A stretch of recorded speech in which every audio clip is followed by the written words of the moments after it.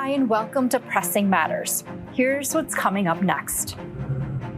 As childhood vaccination rates drop, medical experts are sounding the alarm, not just for kids, but entire communities. We take a look at the growing debate and the real consequences for public health. Every bird it feels like a terrorist because it could have the virus. The fallout from the ongoing avian flu outbreak and the calls for action from one local farmer. From hand tools to high tech, these students are building more than boats. They're crafting careers. We step inside the growing Marine Trades Institute in Michigan's Upper Peninsula. Plus, the latest on the fight to save public media in the wake of devastating proposed federal funding cuts.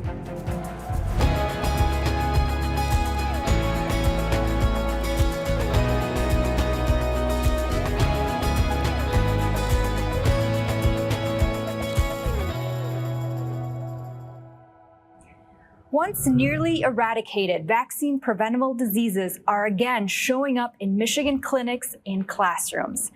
Hi, and welcome to this edition of Pressing Matters here on WCMU. Childhood vaccination rates are falling, and a new report shows measles cases are at their highest level since the disease was declared eliminated 25 years ago. Jamie Mankiewicz takes a closer look.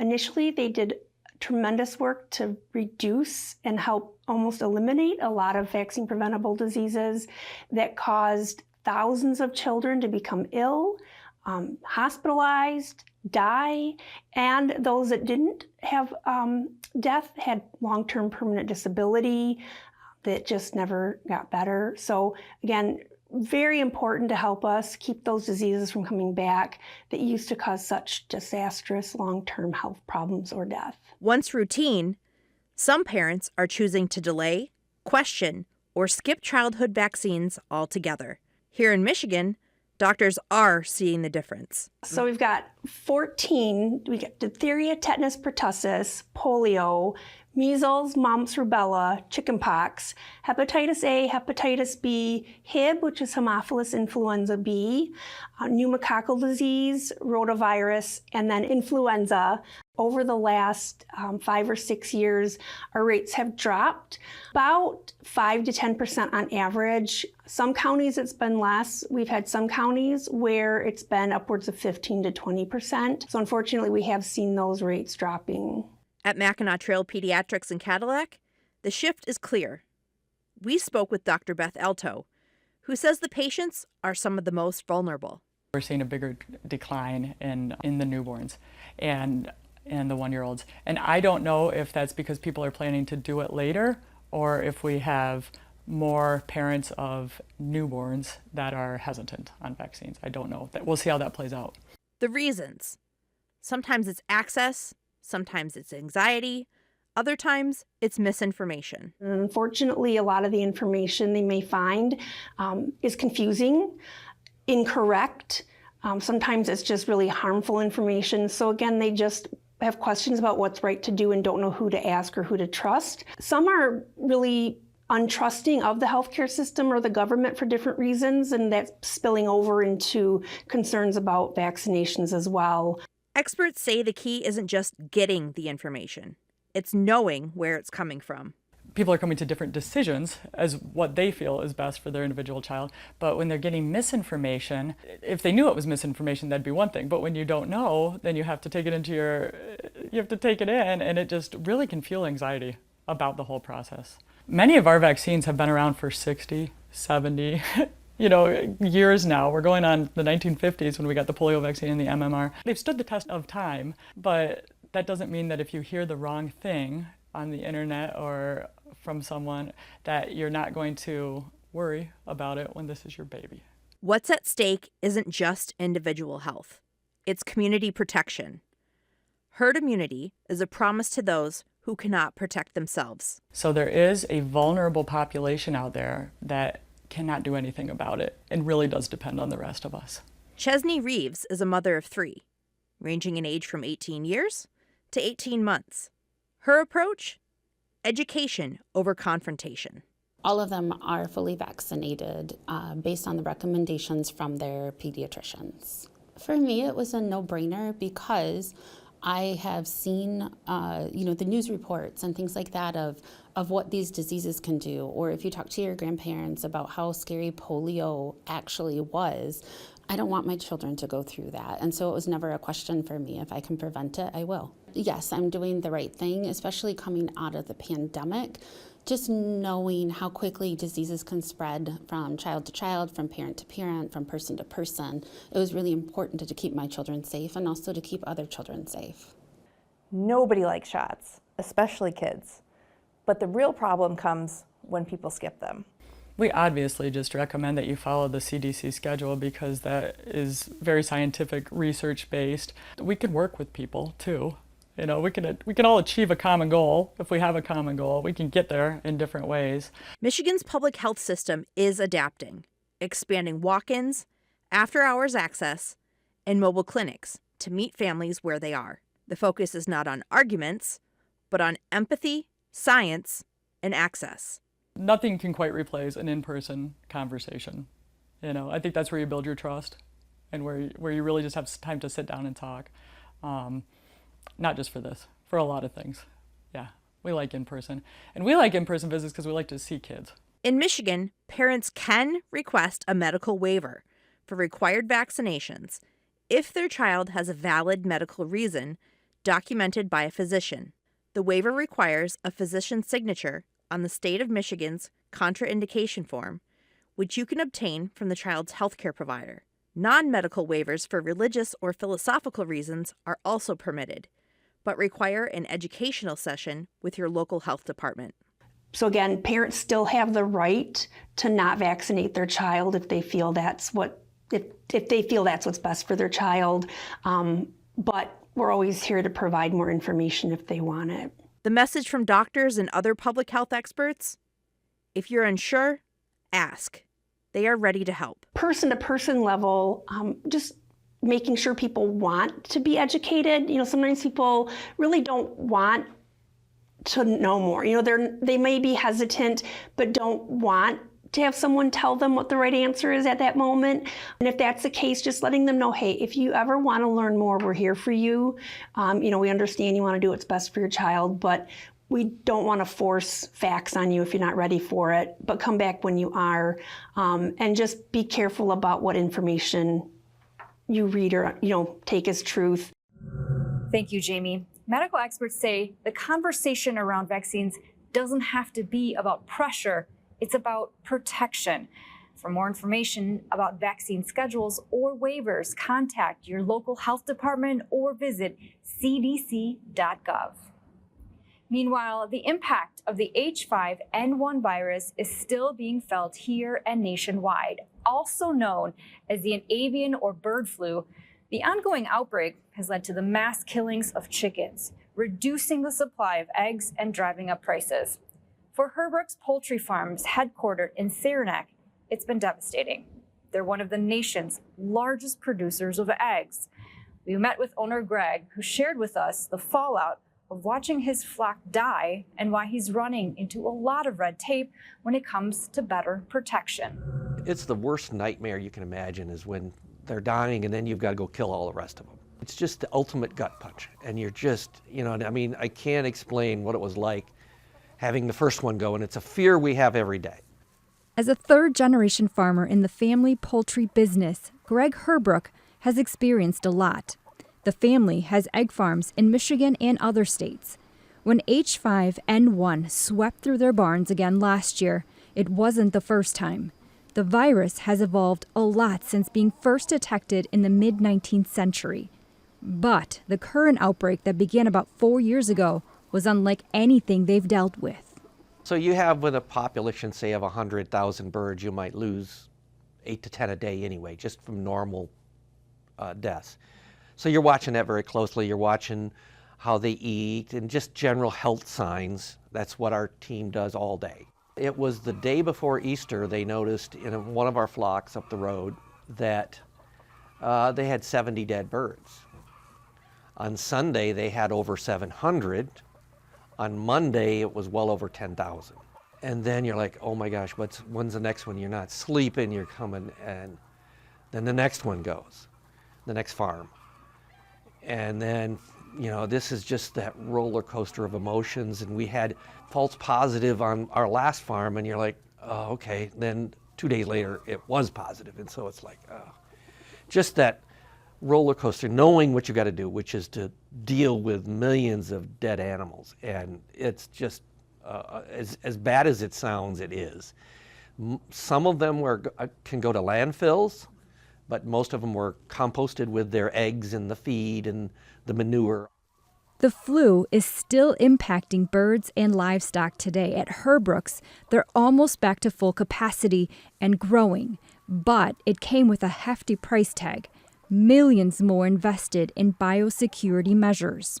We had a service team that would go to all our sites. Now each site has its own. So we basically lock down our own traffic to absolute minimum and don't let anybody else in. So basically, if a vehicle was on another farm, it's got to sit 3 days before it can come near us. How concerned are you about another future outbreak?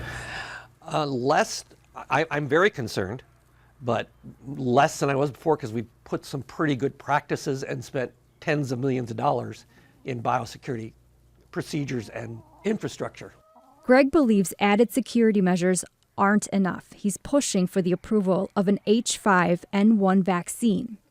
The vaccine itself already exists, is made in the U.S., and is being used in some foreign countries. But it hasn't been approved for use here, in part because of the existing outbreak, trade, and a complicated history.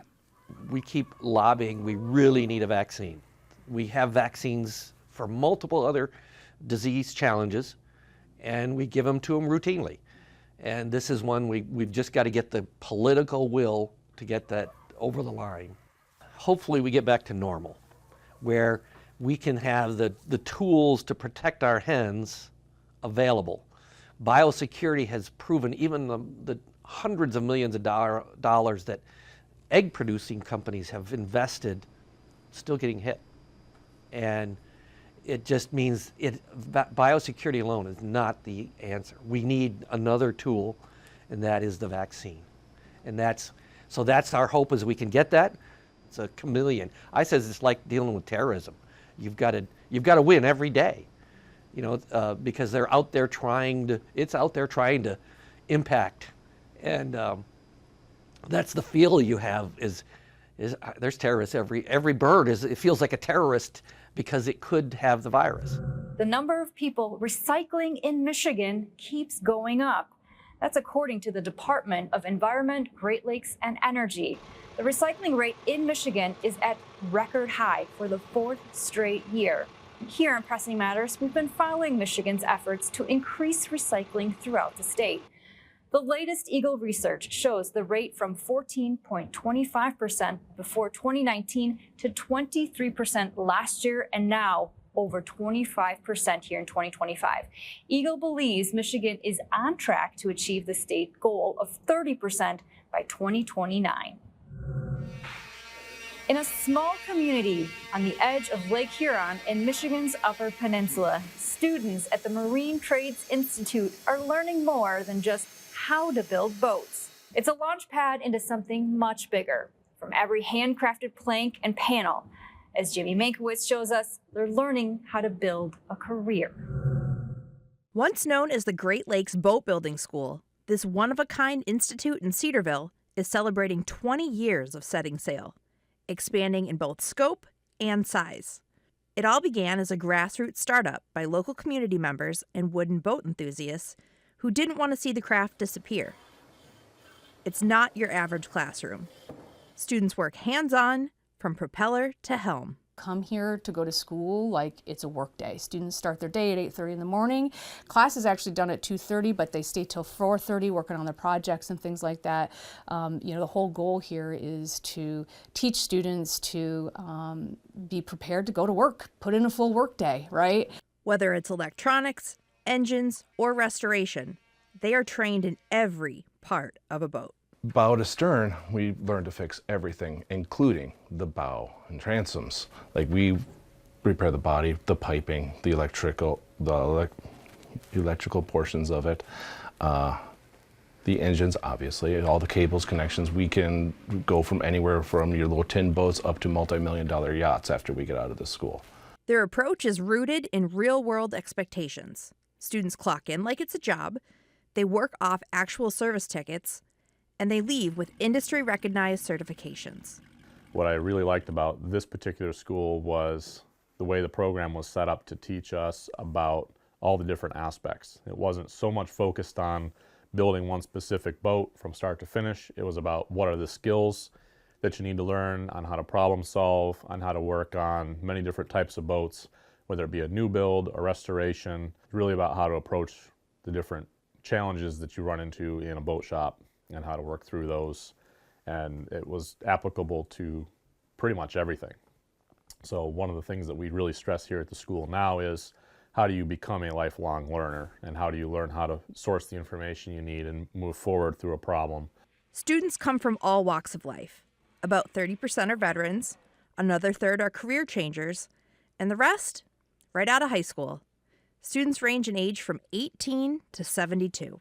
It's another thing that's interesting that takes place is we always have people that already have degrees in something come to school here. And I'd say probably about half of our population does. They already have some kind of advanced degree. Not uncommon that we have someone come in with a master's degree or a PhD to come to school here and learn because they want to do something with their hands. There are scholarships and sponsorship opportunities for the year-long program, and demand for graduates is strong.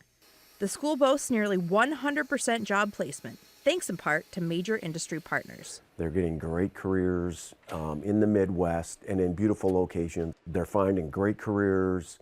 They're starting out with great salaries, and if they get with the right employer, they get the right incentives, they can be making a really great living for themselves. With enrollment climbing and programs expanding, a new facility is in the works to double their capacity.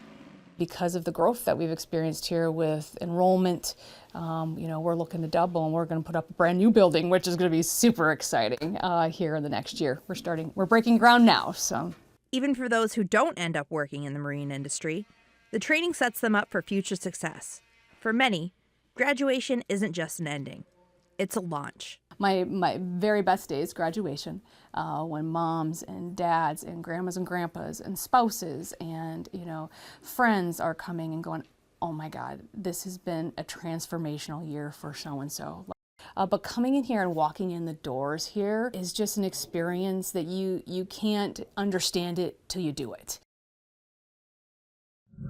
Well, WCMU, our focus is bringing you the news, but over the past few months, we found ourselves being in the news. Many of you have heard our updates in response to the proposed federal funding cuts. Not only does the Trump administration's proposed fiscal year 2026 federal budget not include funding for public media, but the White House is also looking to take back funding that's already been approved. This is a fluid situation. The story is literally changing by the day and the week. And for the latest developments, here to speak with us is our General Manager, Rick Westover. Rick, thanks for being here. You're welcome. It's good to be here. Maybe not on these circumstances, but glad to speak with you, yeah. The total funding that we do get from the federal government, it's really small. It's I believe, 0.01%. Of the entire federal budget, Of the entire federal budget. But we leverage every single dollar of that. So why is this funding so crucial? It's so crucial because in many ways it's seed money giving us the ability to do the work that we need to do and then encourage our audience to step forward and offer support. And honestly, it's our audience that gives the largest share of the funding that we have to operate.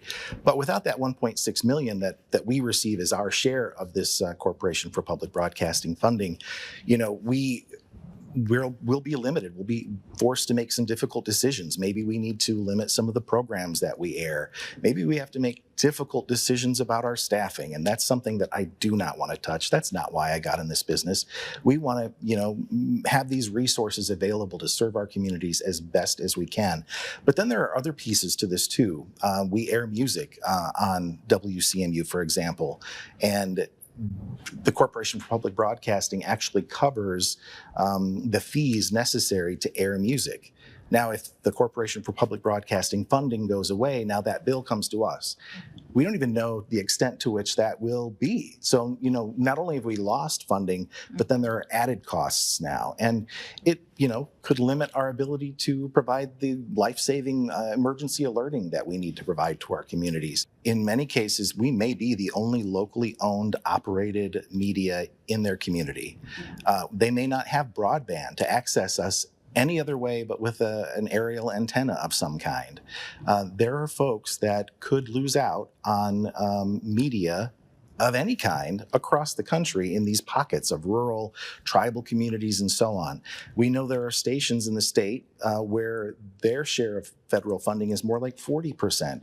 That could be devastating to them to lose that funding. So it's the importance of, the freedom of the press and just the ability to step forward and be a resource for our communities. When with this funding, you said yourself, 0.01% of the federal budget connects with, reaches, impacts 99% of America. It is such a success story, the Corporation for Public Broadcasting Act, and we're hopeful to see that continue unharmed, and our viewers and our listeners can have an impact by going to protectmypublicmedia.org, where they'll provide information on how you can get involved and help the process. Thank you, Rick. And again, to recap, the funding that we receive from the federal government, alongside the incredibly generous support of our viewers, is absolutely critical to the mission that we serve here at WCMU Public Media. It ensures that we continue to give you access to those essential educational, local, and cultural programming, and it provides trustworthy in-depth news and emergency community-based services like those weather alerts across WCMU Radio and WCMU TV. Without this funding, some public media stations may not survive. Thank you for joining us this evening, and thank you for watching here on WCMU Public TV or online. Join us again soon for another edition of Pressing Matters right here on WCMU Public Media.